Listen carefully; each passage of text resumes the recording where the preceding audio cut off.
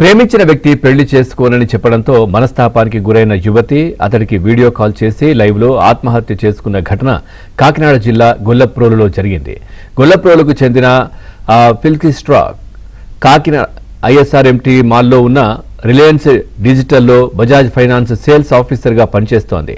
తల్లిదండ్రులు ఒడిశాలో ఓ ఫంక్షన్ కు వెళ్లారు. ఇంట్లో ఒంటరిగా ఉన్న ఫిస్కిల్లా ఉరివేసుకుంది.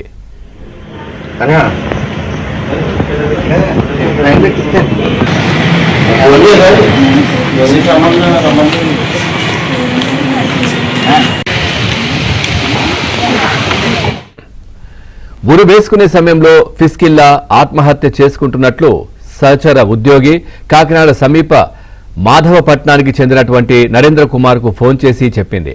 కంగారు పడిన అతడు వెంటనే పిఠాపురం జగ్గయ్య చెరువులో నివాసముంటున్న ఐడిఎఫ్సిలో పనిచేస్తున్న చిన్నబాబుకు ఫోన్ చేసి చెప్పడంతో అతడు అక్కడికి వెళ్లేసరికి చున్నీతో ఉరివేసుకుని కనిపించింది.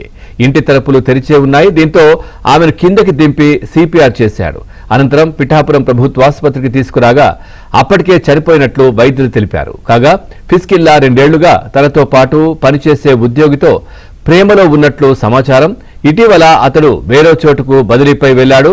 అనంతరం ఆ యువకుడికి పెళ్లి కుదిరినట్టు, ఈ విషయంలో వారి మధ్య వివాదం జరిగినట్లు బంధువులు చెబుతున్నారు.